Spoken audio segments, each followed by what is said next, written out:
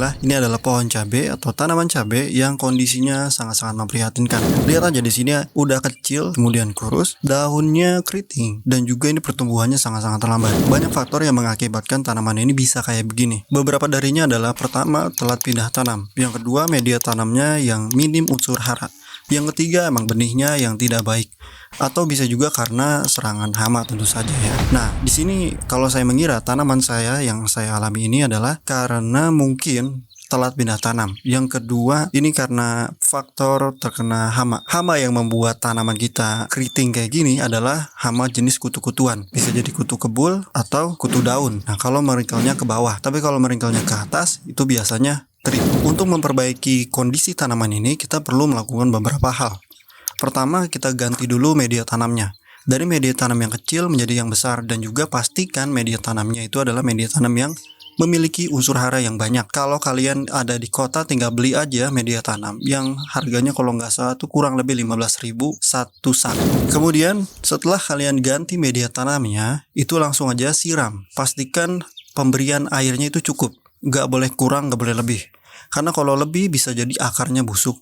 Kalau kurang ya kekeringan. Makanya jangan kurang atau jangan lebih. Harus cukup. Saya baru lakukan pindah tanam. Yang tadinya itu berada di media tanam yang kemungkinan besar media tanam itu kekurangan unsur hara. Dan ini adalah media tanam yang baru yang saya buat sendiri. Nah, setelah itu kita wajib memberikan pupuk. Nah, untuk pupuknya saya punya dua opsi. Kalian bisa pakai opsi organik atau pakai opsi sintetis. Nah, untuk pupuk yang saya gunakan itu kalau organik ya Jakaba atau POC Gulma ditambah asam humat. Asam humat yang saya gunakan itu biasanya mengandung fosfor gitu ya. Dosis dari Jakaba atau POC Gulma itu sama. Kalau dari saya sih 100 ml per liter air. Karena bahan-bahannya yang saya buat sendiri. Dan untuk metode sintetisnya juga sama. Itu MAP atau Ultradap plus asam humat yang mengandung fosfor. Karena kita membutuhkan fosfor agar tanaman ini akarnya lebat. Karena ketika akarnya lebat, insya Allah tanamannya juga sehat.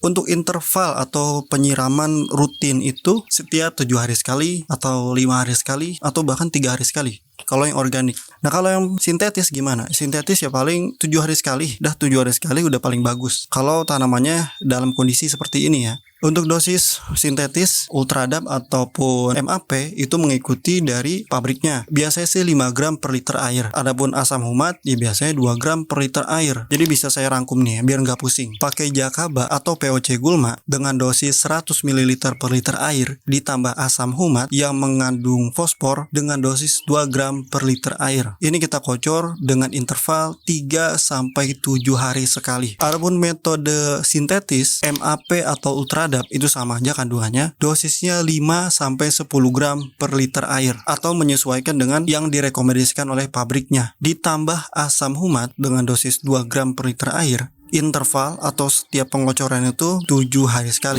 Nah, setelah itu kita berikan pestisida. Pestisida organik yang saya gunakan adalah sebenarnya bukan organik juga ya, tapi seperti nabati plus aman lingkungan lah gitu ya. Yaitu adalah ekoenzim. Nah, setelah itu ekoenzim saya menggunakan dosis sekitar 3 sampai 5 ml per liter air. Kemudian saya tambahkan sabun cuci piring itu sebanyak kurang lebih 2 sampai 5 mililiter per liter air. Kita semprot dengan pestisida itu sesuai dengan kebutuhan kita. Kalau tanamannya terlalu keriting, udah banyak banget hamanya, maka bisa jadi lebih sering, 3 hari sekali umpamanya. Maksimal 3 hari sekali, nggak boleh kurang dari itu. Jangan sampai 2 hari sekali, jangan ya. Karena memang takutnya malah overdosis, jangan. Nah, itu adalah kalau kita menggunakan pestisida organik atau pestisida yang ramah lingkungan gitu ya. Kira-kira ada gak sih pestisida organik yang lain?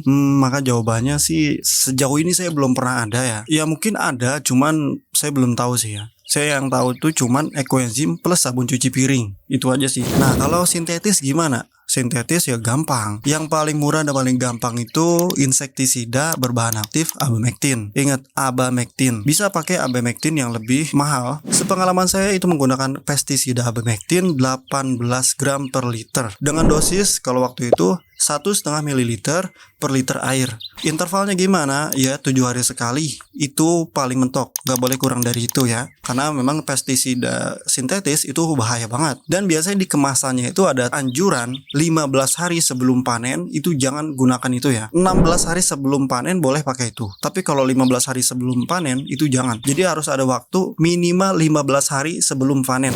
Tanaman yang ini wajib kita potong-potong terlebih dahulu. Daun-daun tuanya ini kita rempel. Kemudian kalau ada cabang, 2 cabang seperti ini, itu wajib kita potong salah satunya dan kita pilih yang cabang terbaik aja ya. Nah, untuk membantu pemulihan kita juga bisa memberikan asam amino. Nah, kalau umpamanya kalau mau bikin bisa banget kalian menggunakan keong mas, keong sawah seperti itu ya, atau protein hewani yang lainnya.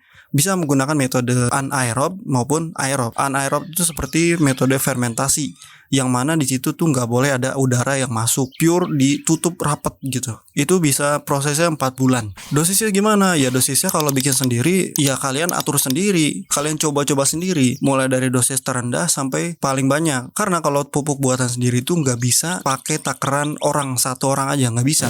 Nah kalau pakai yang pabrikan gimana? Ya udah kita ikutin saran pabrik. Biasanya sih kalau dari PT Bayer itu sekitar 2 ml per liter air. Nah itu intervalnya bisa 7 hari, bisa 10, bisa 15, tergantung tanaman yang kita mau pakai. Tapi kalau untuk tanaman cabai seperti ini yang ingin kita sembuhin sekitar 7 hari sekali. Sekarang kita akan langsung ke proses sampai gimana sih berikutnya gitu. Saya butuh waktu untuk membuat video ini. Jadi ini prosesnya nggak bakalan gampang dan nggak bakalan cepat. Saksikan terus ya.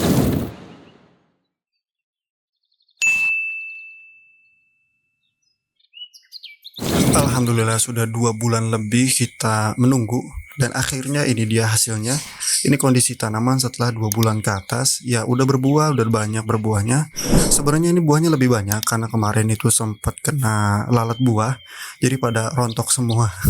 Dan sekarang sudah bebas dari lalat buah, alhamdulillah. Sebenarnya ada part tengah-tengah di mana pada saat itu tanaman ini sudah mulai berbunga. Prosesnya, perawatannya itu kayak apa? Sudah saya rekam tapi ternyata nggak ada audionya. Aduh, sayang sekali. Jadi saya rangkum di sini aja ya. Ketika tanaman ini sudah 1 bulan setelah di perawatan itu ya, setelah pindah tanam, itu biasanya masuk fase generatif. Fase di mana dia itu sudah mulai berbunga. Dan pada saat berbunga kita berikan pupuk. Kalau organik pakai KCL ala BSM dan videonya sudah ada di bawah di deskripsi untuk cara pembuatannya. Bisa juga pakai kompos. Tentu saja kompos selalu dipakai ya setiap 10 hari sekali. Saya lupa ngasih tahu di awal. Maklum. Saya manusia biasa, makan nasi. Tapi saya sarankan sih kalau buat kalian yang nanam di polybag, jujur full organik itu susah banget. Kecuali media tanam kalian itu super, yaitu banyak banget mengandung kompos. Karena tanaman ini nggak bakalan bisa ngambil nutrisi dari tempat lain kecuali yang ada di dalam polybag. Makanya media tanamnya wajib sangat kaya akan unsur hara. Pada saat 30 hari setelah perawatan itu sama aja, yaitu memberikan pestisida, pupuknya juga sama yang kemarin. Untuk organik, Jakaba atau POC Gulma ditambah asam humat, plus kalau udah masa generatif udah ada berbunga itu plus KCL ala BSM. Plus juga ini jangan sampai lupa ya, untuk yang organik kompos itu selalu ada, wajib 10 hari sekali ditaruh di kompos. Karena seperti yang tadi saya bilang, untuk metode sintetis kita gunakan MKP, sisanya yang lain sama aja, yaitu MAP, kemudian asam humat, dan tambahannya lagi adalah MKP. Dan untuk mencegah penyakit yang diakibatkan patogen kita bisa gunakan kalsium. Kalsium ini ada yang organik, ada yang sintetis. Terserah pilih yang mana aja. Ada kalsium nitrat, ada kalsium plus asam humat, ada kalsium ini itu segala macam, terserah. Tapi yang penting adalah ada kandungan kalsiumnya. Nah, sekarang ini adalah setelah 2 bulan lebih ya. Kondisinya seperti ini sudah lebih baik daripada yang awal. Ya masih ada yang keriting-keriting, maklum, tapi jangan pesimis. Insya Allah bisa sembuh kok, asal kita serius dalam menanganinya. Baiklah, saya rasa itu aja video kali ini. Semoga bermanfaat bagi saya dan kalian semua. Selamat menanam, selamat mencoba. Barakallahu fikum.